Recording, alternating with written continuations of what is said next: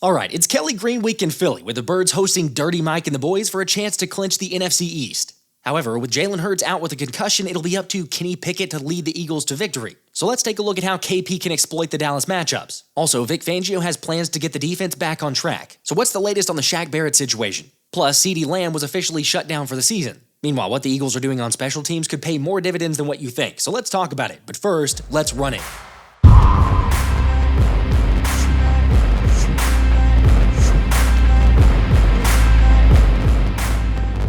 What's up, guys? Man, I've been out of it the last couple days because our house got rocked by the flu. But thankfully, we're getting over it and should be good to go for the Kelly Green game this weekend. Unfortunately, the same can't be said for Jalen Hurts, who missed another practice Friday and is ultimately out since he hasn't cleared the concussion protocol, which is obviously not great news to have QB1 miss a game with a chance to clinch the NFC East, especially because dating back to 2022, the Eagles are 0-3 without Hurts, with the Birds' rushing attack taking a drastic blow, averaging just 101 yards on the ground in those three contests. Now, ironically, 2 of those 3 games came against Dallas. However, this is also not the same Dallas team either, as they were already missing Dak Prescott, but also officially announced earlier this week that Ceedee Lamb is getting shut down for the season due to a shoulder injury that's only gotten worse. By the way, for you stat nerds out there, this will be only the second game for Ceedee Lamb that he's missed in his entire career, with the last instance coming back in 2021 where the Cowboys lost to the Derek Carr Raiders 36-33. And look, there's no denying Philly struggled without Jalen Hurts as the QB. Heck, we all saw what the running game looked like after he went out with a concussion. Yet with a week to prep and game plan, now we've got a New Jersey native who grew up an Eagles fan with a chance to beat Dallas and clinch the NFC East, all while wearing the Kelly Greens at the link. Well, somehow that doesn't make it any better. Okay, so apparently not, because it appears the majority of you would rather see Tanner McKee get the start instead of KP. And on one hand, I get it. The Brazilian bazooka showed a willingness to let it fly and push the ball down the field in the preseason. Meanwhile, despite Pickett having a better completion percentage, everything was short throws with nothing really challenging the defense. However, this can't really be a surprise, can it? Seriously, no matter what you think of Kenny's play, he was one drop away from still having gotten the win versus the Commanders. Hang on, still, nobody's saying it was good. I'm just saying that Howie Roseman went out and made this move back in March, so you knew without a doubt that he was going to get the start this week. That is, assuming he was healthy. And technically, he's not 100% with a rib injury, but was able to practice several times and said he's good to go for Sunday's matchup. Here's the challenge, though. After gaining 109 yards rushing in the first quarter against Washington, Saquon only got 41 over the final 3 quarters. Of course, the O-line deserves some blame here as well, and Grant Calcaterra, who probably had his worst run-blocking game all season. But be that as it may, the most significant part to me is that KP didn't decide to keep the ball once, even with Washington clearly selling out to stop Saquon. Alright, unfortunately, we can't do anything to change last week, but that has allowed for some changes this week for the RPO usage. Yeah, I feel good with it. I think everyone on the planet would agree handing it to 26 is probably our best option on the ground, but you always have to keep defenses honest, and if I can pull one or take off and get 8 or 9 and hurt the defense a little bit, I'll do it. I don't want to discredit anything from Jalen, because Jalen he's a threat. You know what I mean? He that's what makes him special. The way he's able to throw the ball, but also the way he's able to run the ball. There's not many guys that's able to run the ball like him. So it definitely changes things. But Kenny got a little run into him. I remember in college he hit like a little fake slide. So we see flashes of it. He has a little bit, right? And if he needs to do it, we know he's more than capable of doing it. But wherever the play is, we just got to go out there and execute, and we'll be all right. Is that all it takes? Is just keeping the defense honest? Yeah, I mean that definitely helps. But not every team has that threat. Have a guy like Jalen, or have a guy like Lamar. And there's still ways you're able to run the ball like that too. So we have a great game plan that we feel like we installed and the coaches installed, and now we just got to go out there and execute it and be ready for whatever Dallas throws at us. Okay, I wouldn't be surprised if Dallas crowds the line of scrimmage to force KP to beat them by throwing the football. I mean, worst case scenario, they're going to say, Saquon, you are not going to beat us, which is why I'm going to go with A.J. Brown to score the first touchdown on Sunday. By the way, if you want a chance to win any Eagles jersey of your choice, then do me a favor and drop a like on this video. And then after hitting the like, go on down to the comments section and type in the name of who you think the first touchdown scorer will be in the game, where if you get it right and the Eagles win, I'll draw for the winner at the end of our game stream. As always, shout out to Underdog for the partnered giveaways this season. And as the official sponsor of the channel, the promos, bonuses, and giveaways are only going to get crazier once we hit the playoffs. Playoffs? You kidding me? I'm just saying, don't miss out. Make sure to scan the QR code and use code PhillySpecial, because right now, all new customers will get a special free play in the lobby and $1,000 in bonus cash. Also, for those of you in Pennsylvania, even though the Pick'em games aren't available, they do offer the weekly drafts where you select your lineup based on the game slate and then compete against others to see if you got the optimal lineup. And if you're going to go that route, let's just say A.J. Brown would probably be a pretty good choice, because the dude literally just had 15 targets last week. And he and KP have been working to get on the same page even more this week. It's not his first rodeo.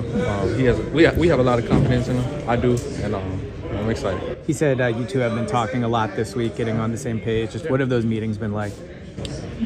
Just really communicating as much as we can, getting reps as much as we can to the side.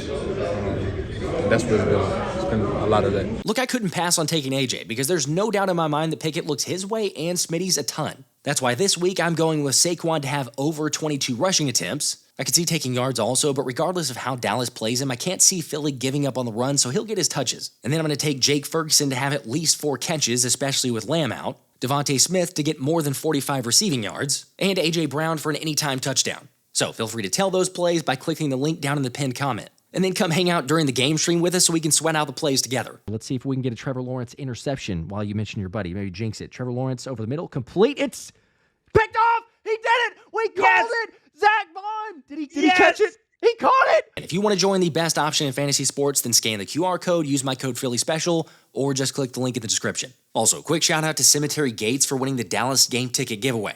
And as always, this won't be the last one, so make sure to turn those notifications on so you don't miss out.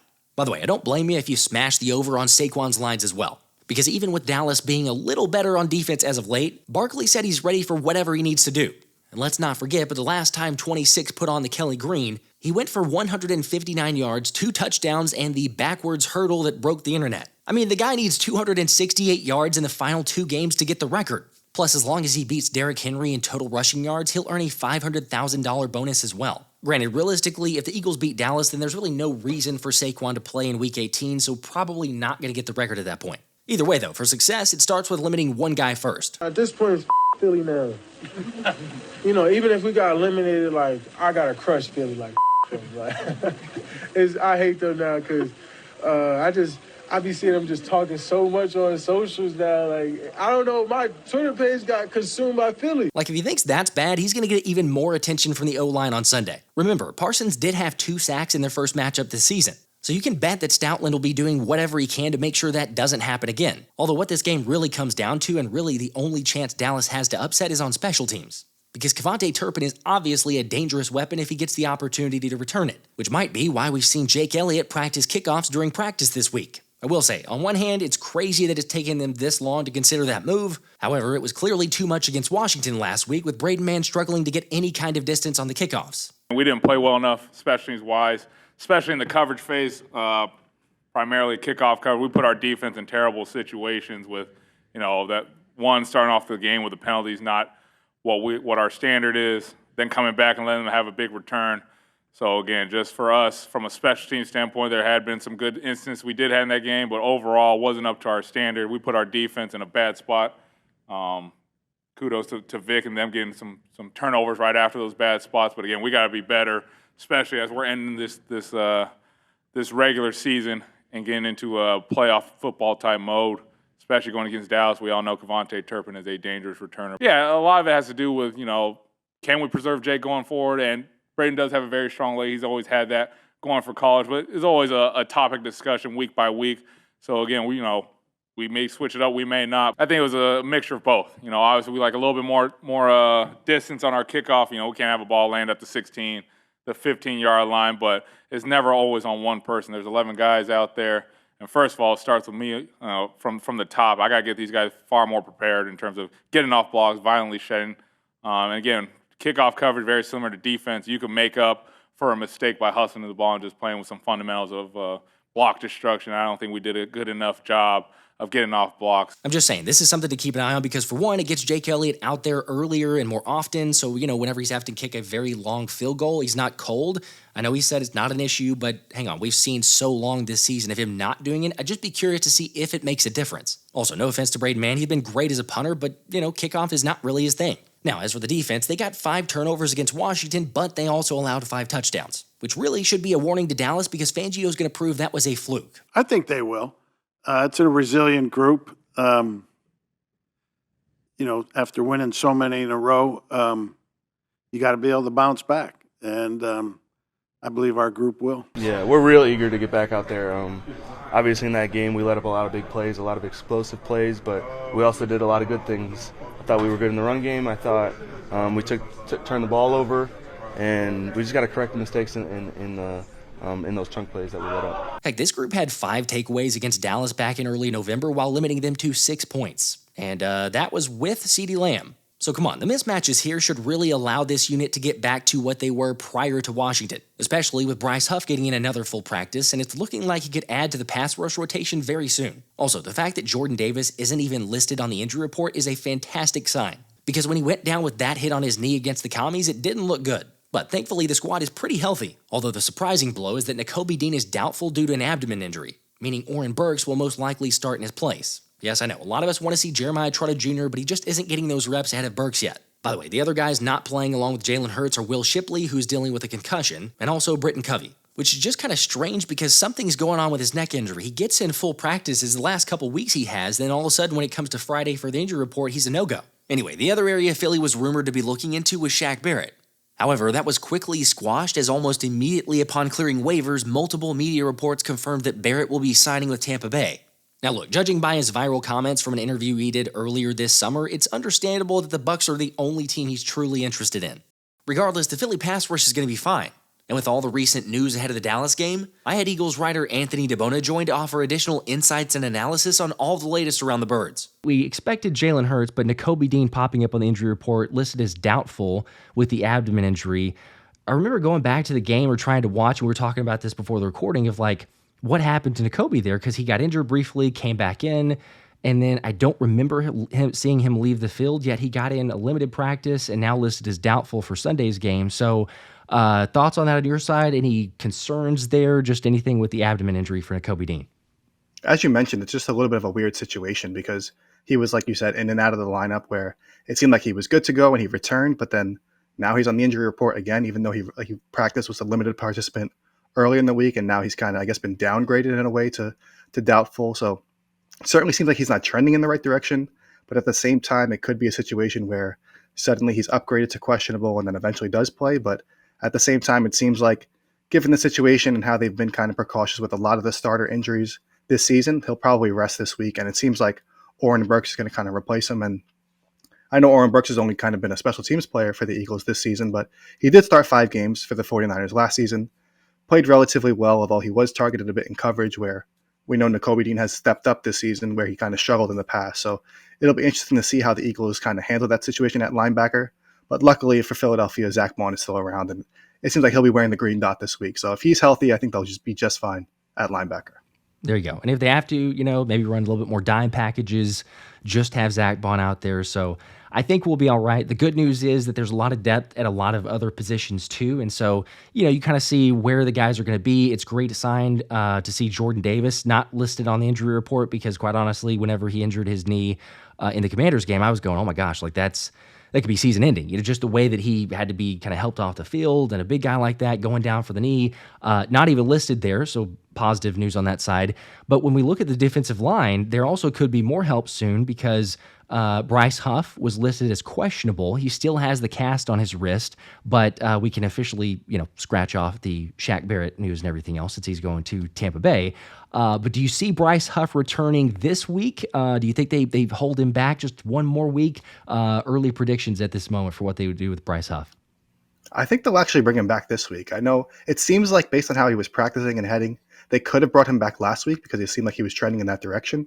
So maybe last week was kind of the 1 week off where they allowed him like a little bit extra time, a couple more practice reps. He's been a full participant all week this week. So it seems like he's trending in the direction to be eventually added to the active roster and play against the Cowboys. So if I had to guess, I think they'll play him this week, activate him this week, and that'll give him kind of 2 games to kind of ramp up before they head into the postseason where it's really going to matter. That's what I'm hoping they do as well. Because again, it's like you say, the postseason, that way there's a little bit of rust that he can get out of the way. and he's not going to be getting, starter snaps. I think we've said this before, but it's like Nolan Smith, the way that he's playing, Josh Sweat, had an ankle injury. He's going to be good to go. He will play on Sunday, but just with an ankle injury there, you maybe take a little bit of the play snaps or the snaps away from him. If you get him a rest later in the game, why not? Throw Bryce Huff out there, shake off the rust, good to go for the playoffs, and then, we'll figure out week 18, but it assumes, or you kind of speculate, that if the Eagles win, they really have nothing to play for at that point, so you probably get the guys a lot of rest on that side. But I'll be interested to see on that one. The biggest potential change, I texted you about this as soon as the practice report came out. We saw the video. We started talking about this because we've mentioned it a number of times on the recording here, but I'm very excited about this potential change. We'll see if the Eagles actually do it this Sunday or if they delay another week and we see. But Jake Elliott potentially on kickoffs. We saw him in practice taking some of those snaps or some of those reps away from Braden Mann. Michael Clay mentioned in a press conference earlier this week saying that, hey, maybe so, maybe not. It's just something that's at least worth bringing up again because we've mentioned all the struggles or the past struggles. Granted, Jake Elliott has been better as of late, but still not having done kickoffs this year is a big change. So, do you feel like this is maybe a move they do make? Does it require one more week of a Braden Mann struggle to not kick the ball far enough? What do you think ultimately of the potential for Jake Elliott to get in on the kickoffs?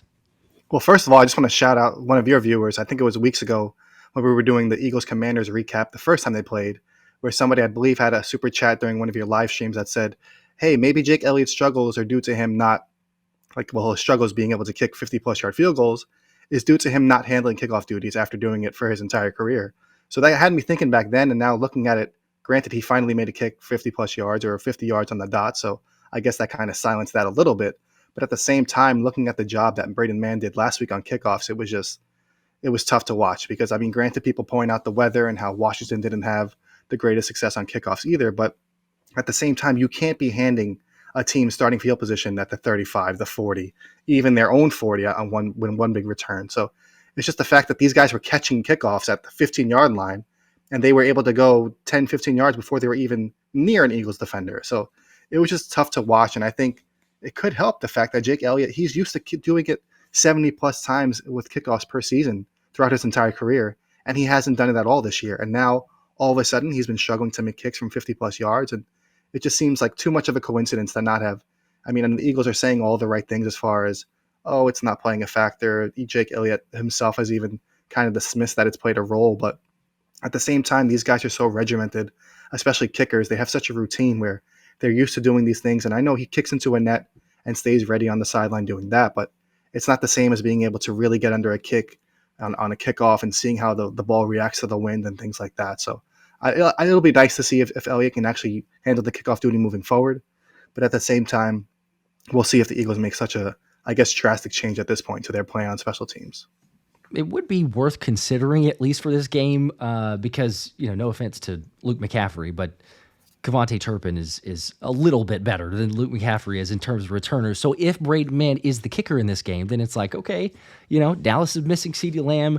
They don't have a lot of offensive firepower, but if there's a way for them to stay in this game, it is through special teams and kicking it to Kavontae Turpin for him to get returns. So I'm with you. I just hope that they don't wait and play around with this. Like, look, what's it going to hurt? Yes, technically, okay, fine. You could argue maybe Jake gets injured, but quite honestly, we look at this and see the whole season. When has Braden Mann ever really had to make a significant tackle? I know that it's a possibility. It could happen as soon as you throw Jake Elliott out there. If he were to get injured, people go, oh, look, see what happened on that side. But if you boot it out of the end zone, then it doesn't matter. You just give him at the 30-yard line every single time. So, I don't know, at least worth a shot. I'd say that.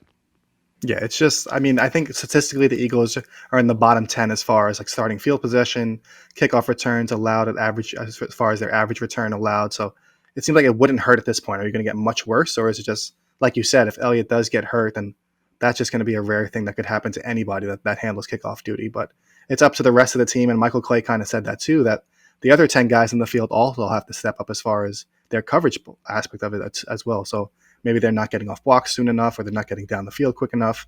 So the entire unit just needs to play better. Maybe the absence of Will Shipley kind of going out a little early in the game played into it as well, because he's kind of been a special teams, key player on special teams for them as well. So the fact that now he's out this week, we'll see what happens. And and who steps in that role, especially if Oren Burks is now forced to play full-time linebacker and start instead of, I mean, he'll still be able to play on special teams, but maybe they kind of dial him back a little bit if he is playing a ton of snaps on defense. So the Eagles really just, the entire kickoff unit, regardless of who's handling kickoffs between Braden, Mann, or Jake Elliott, they all need to step up this week and moving forward, especially against, like you said, Kavontae Turpin, who's one of, if not the best returners in the NFL. And quite honestly, too, special teams, it's had its weaknesses, and especially as of late, maybe it's been less than stellar. But at the Baltimore Ravens game, you don't win that game unless the special teams played the way that it did. Like, big changes, especially, when you talk about punting and 5 of 6 of those inside the 20-yard line. So it's not all doom and gloom. I know we're going to get some comments and be like, oh, what are you talking about? But, like, there are just some instances as you're looking at this team trying to make a deep postseason run. Special teams plays a huge factor. And if you don't have this figured out and you've got some questions week 16, week 17 in the NFL season of, maybe we'll keep this guy on the kickoff, maybe we won't. It's like, okay, it probably should be the writing on the wall. Just go ahead and move forward with a guy who's done it for, 10 plus years in the NFL. Go ahead and do that. Take care of business. Don't have any questions about it. So we will see. But we talk about another change. Jalen Hurts, injured. Kenny Pickett stepping in for him, or actually maybe it's Tanner McKee. I can't figure this one out based on social media. It depends on who you ask. I think it's Kenny Pickett.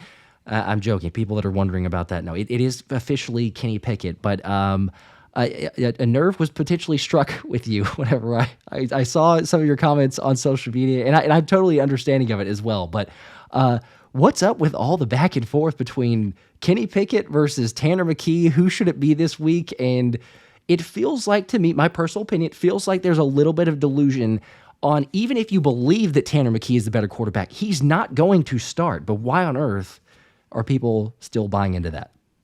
I mean, it's Philadelphia sports, and people love the preseason darling. And for the last 2 seasons, it seems like Tanner McKee has kind of been that guy where they were like, oh my God, this guy's the steal of the draft. He's got a cannon of an arm. He's dicing up these guys that are, granted, probably working in the USFL or maybe at FedEx at this point, who knows? But it's just like, and then they'll say, oh, Kenny Pickett, we know what he is. He's only got 14 career passing touchdowns and 14 interceptions. He sucks, blah, blah, blah.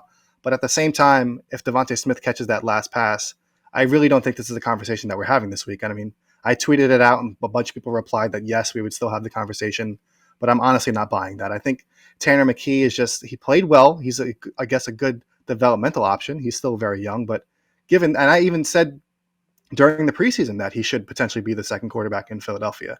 But at this point, the Eagles have kind of made their bed in regards to who the second quarterback is. And especially with this game where you have to essentially win one of these last two, or Washington loses one of their last two, to cement themselves as the NFC East winners and the number 2 seed in the NFC. So the fact that they're in this situation now, I feel like you have to go with the guy that has started 24 games in the NFL, and that essentially puts you in position. I know you can argue about their drive success and whatnot, but at the end of the day, DeVonta Smith catches that pass, the Eagles win that game. So Kenny Pickett did enough to win the game last week.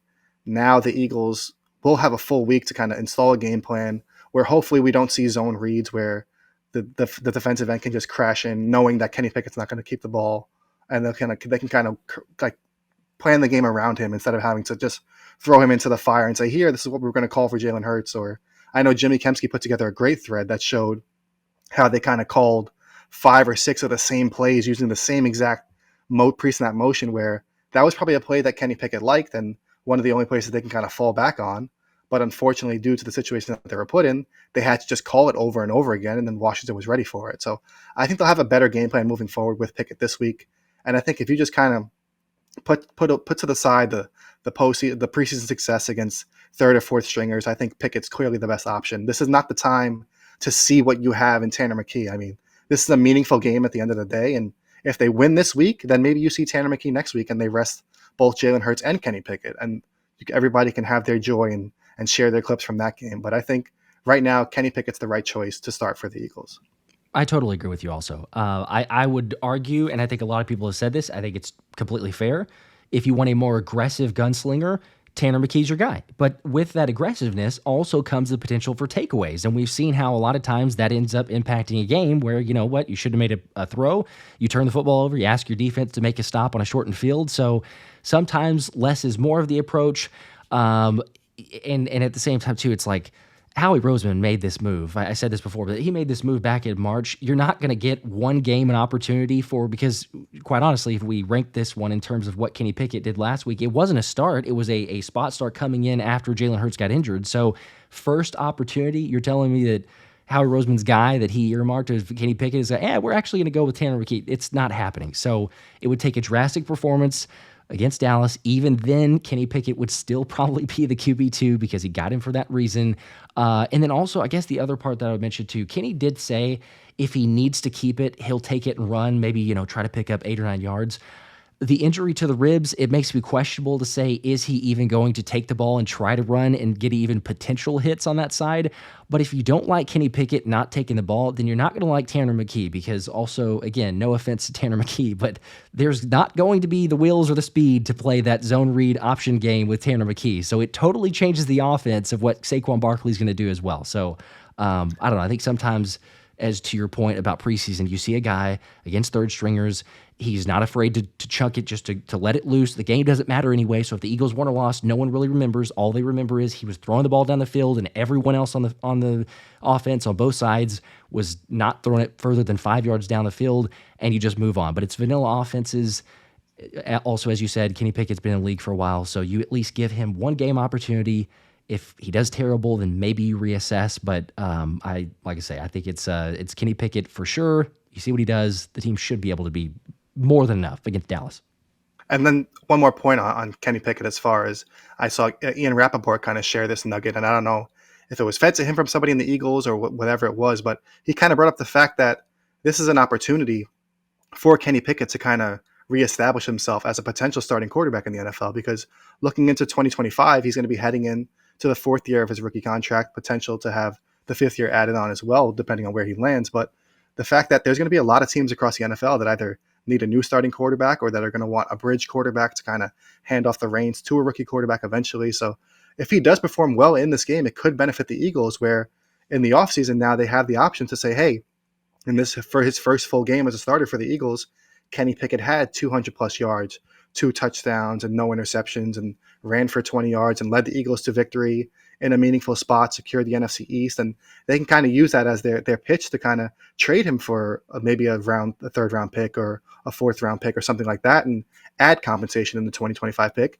and which would then free up the spot for Tanner McKee to be your second quarterback moving forward. So, I mean, you have to kind of think long-term as well with this in regards to who would have potentially more trade value moving forward, because I think if you kind of put Tanner McKee ahead of Kenny Pickett, then Kenny Pickett has absolutely no trade value in the offseason, and you're not going to be able to do anything with him. You're kind of stuck with him for one more year. Whereas now, if you play Kenny Pickett and he plays well, then great, you can kind of trade him in the offseason. And if he doesn't play well, then he kind of has the same reputation that he had before. So it's kind of a win-win situation for the Eagles in that regard too. That's a great point. And especially with this Dallas Cowboys defense, they're not a slouch, right? Like earlier in the season, they'd given up a lot more points. They've turned things around a little bit. You saw what they did against the Tampa Bay Bucks, kind of upsetting that 8-7 football team that Shaq Barrett decides to go to, but we won't go there. In this Eagles-Cowboys game, though, the big Kelly Green matchup, it's an opportunity to win the NFC East. No one needs any more importance. You just say it's Dallas week. That's more than enough. Nothing else needs to be said. But on the side of Kenny Pickett taking on this Dallas Cowboys defense, what potentially maybe has changed since the first matchup, 34-6 the first time? Do you see any areas that Kenny Pickett specifically is able to exploit, some dangers, weaknesses, both sides on that? So just one area that the Eagles need to be careful with, especially with Kenny Pickett being a little bit aggressive through the air, is that the Cowboys have 7 games in a row where they force an interception. So they are taking the ball away, even though they're not winning at the highest rate, or they're just now kind of winning 4 of their last 5 and kind of catching fire when they've basically been eliminated from the playoffs already. So that, I mean, besides the fact that it seemed like a couple weeks ago Mike McCarthy was done and the Cowboys were done, they've kind of flipped the switch and won when it's kind of meant nothing. But at the same time, they could. It seems like Micah Parsons would love to play spoiler and defeat the Eagles. So since he returned, he has 7.5 sacks in his last 7 games. Deron Bland had a crazy forced fumble and fumble recovery last week against the Bucs that I'm sure many people have seen by now. So they have playmakers on the defense that Kenny Pickett's going to have to be aware of at all times. But at the same time, on the flip side, their offense is not the greatest as far as, especially without CeeDee Lamb now. So over their last 3 games, Cooper Rush had 689 passing yards, and CeeDee Lamb was responsible for 314 of those yards. So he was responsible for nearly 50% of Dallas's passing offense. So the fact that he's no longer available, it seems like, and the Eagles are essentially fully healthy on defense outside of Nakobe Dean possibly not playing. So they should be able to kind of have their way with Cooper Rush, and they were able to do so the first game, and we'll see if they'll be able to do it again, because it seems like regardless of the absence of Jalen Hurts and Nakobe Dean, the Eagles still have more than enough to have success and defeat the Cowboys this week. Yeah, there's something to be said, I guess, of I love the stats and the numbers of, okay, CeeDee Lamb, 50% of Cooper Rush's stats and numbers there. You don't have him. You don't have Dak Prescott. The offensive line, the way that it is for Dallas, can be suspect. We've seen the Eagles get after them in the first matchup. They still have Saquon. They still have A.J. Brown. They still have DeVonta Smith. You got plenty of weapons there, even if you're not a complete buyer of Kenny Pickett. This offense should be able to do more than enough. And quite honestly, I mean, if I'm putting the number, it's like first team to 20, because I don't see.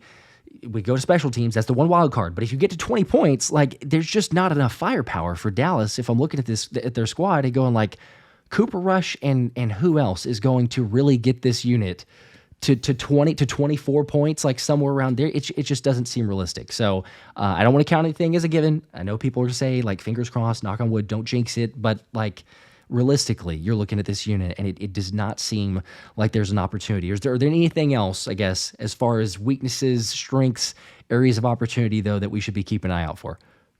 Well, it just seems like if the Eagles can kind of lock up Brandon Cooks, Jake Ferguson, and Rico Dowdle, those are like the three remaining weapons that Dallas can kind of utilize on offense, then they should be in good shape. But like you said, the things you have to watch for, especially in games like this, I don't know if you want to label it a trap game or whatever people want to regard it as, but special teams, especially with a guy like Kavontae Turpin, who literally has the ability to take the ball to the end zone at any given time that he touches it, and then turnovers from Kenny Pickett, or if somebody has an uncharacteristic fumble, then that's what would kind of keep the Cowboys in this game and kind of put the Eagles in danger of potentially losing this game without Jalen Hurts. So that's where they kind of have to be careful. But just one more stat that I want to point out, kind of in the Eagles' favor, is that the Eagles have allowed the lowest completion percentage at 58.0, the lowest yards per attempt at 5.8, and the lowest explosive pass rate at 9.2% when teams target the middle third of the field this season. And sure enough, Cooper Rush targets the middle of the field on 34.6% of his passes, which is the fourth highest in the NFL. So I don't know if that's going to change without CeeDee Lamb, but it seems like he loves targeting the middle of the field, and that's where the Eagles defense has been the best this season. So if that's where the Dallas is going to continue to target, especially if they can't get Rico Dowdle going on the ground, then it could be a long day for the Cowboys in Philadelphia. Okay, so maybe we see not necessarily another 5 turnover performance, but that's what happened last time in Dallas. Maybe at least an interception. I think Cooper Rush has not thrown one in 3 weeks or so. So I like that. I will certainly take it.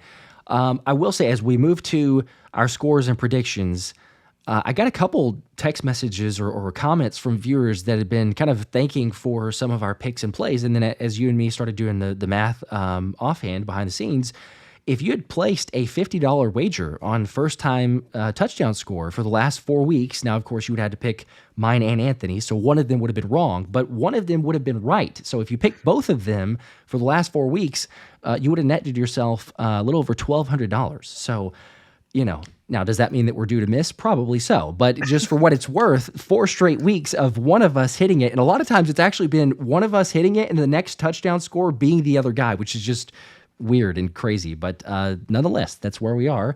And as always, the first touchdown score, people are very curious because of the streak, but who are you going with? First touchdown score, is it Eagles or Cowboys? Well, now you just jinxed it, so this all goes out the window now. That's probably fair. I'm going to go with the Eagles player, and it might be more of, I guess, as some would say, a chalky play, but I will go with not A.J. Brown, not Saquon Barkley, so maybe not so chalky. But I'm going to go with the third guy in Philadelphia, and that'll be DeVonta Smith. I think you saw Jalen McMillan get a touchdown last week for the Bucs against Dallas secondary, where Mike Evans he had quite a few receptions, but he didn't get that touchdown. So I think the second receiver kind of gets it done again this week. Kenny Pickett targeted him a bunch last week, not as much as A.J. Brown, but it seems like that's somewhat of a controversy, according to Philadelphia media, that the Eagles shouldn't be targeting their top 2 wide receivers at a high rate. But anyway, that's a whole other topic that we can get into that I would rather not. But I'm going to go with DeVonta Smith as the first touchdown scorer in this game for the Eagles. Okay, I like it. I'm also going with an Eagles receiver. and mine is chalkier. So I'm going to take A.J. Brown. So we will see who it is, whether it's, and maybe it's not. It's probably going to be Saquon or someone else because, like you mentioned, it's been jinxed now. But if it is, it'll be uncanny of 5 weeks in a row. I feel like it's going to be of the similar sort of Kenny Pickett was targeting DeVonta and AJ so much, but 15 targets last week for AJ. It's a little bit scary to go to the extreme, and the only reason that I would say that is because you look at one side of the field, you could see a couple times where it was like Kenny looking at AJ nonstop, and that's it. And, it cost on one interception. You got a touchdown off of it. He made some other big plays. But I could see it where, you get in the red zone, and it's just like, where's AJ? Where's AJ? And there you go. So I'm going to take AJ. I like this mini play, though. Everyone else watch it. Let us know as well. If you hit it on first touchdown score, as always, you'll get any Eagles jersey of your choice drawn during the game stream. So shout out to Underdog for the partnered giveaway. And then lastly, as always, as we do the score predictions. So 34-6, as I mentioned in the first game. The Cowboys still led by Cooper Rush as they were in the last matchup. They're without CeeDee Lamb. Do they score more than 6 points? What do the Eagles do with Kenny Pickett? What are you going with? Maybe I'm crazy, but I think it'll be a little bit closer this time. I don't think the Eagles will have that big of a blowout this time around, but I have the Eagles winning 24-16. I think they'll still kind of keep that streak alive where they haven't had beat a team by more than one possession at home. So maybe that'll disappoint some people, but maybe they'll do that in the final week of the season. We'll see what happens against the Giants. But I think the Eagles will do more than enough to, maybe it looks a little bit closer on the scoreboard than it actually is, but I'm going to go with 24-16. Eagles win and seal up the number 2 seed in the NFC East. Okay. I was hopeful for a multiple possession, but that's fair. I can respect it. I'm going to go with 23.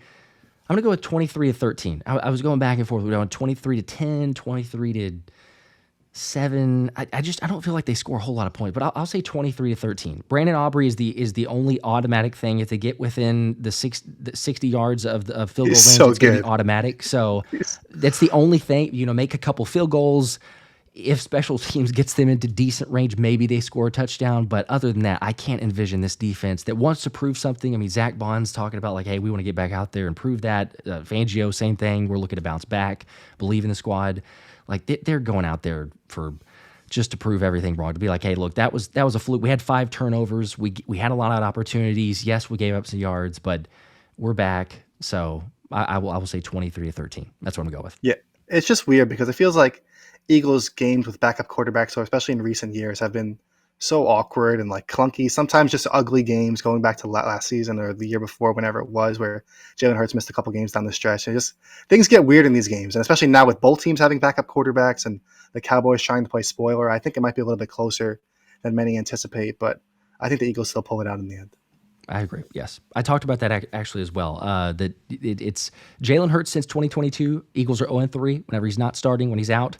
But there's a caveat in there. 2 of those games were against Dallas, and both of those games were whenever Dak was also playing and CeeDee Lamb was playing. So neither guy are playing for Dallas. And as we talked about here a second ago, I was like, look, the Eagles have more playmakers still available and ready. So we'll see. It probably won't be the prettiest showing. I'm not really expecting that, but the Kelly Green jerseys will offset. So if the play on the field is not as good, just look at the Kelly Green, see the colors there. Everybody rest, everybody relax. Jalen Hurts is getting healthy. We're going to be okay. So appreciate it, as always, you hopping on. Make sure if you're not already, make sure to follow Anthony at Debona NFL. And as always, appreciate you hopping on to record. It's always a blast, man. I'm looking forward to this game. Heck yeah. All right, everybody. Let us know your score predictions, and we'll catch you on the game stream. Until then, go Birds.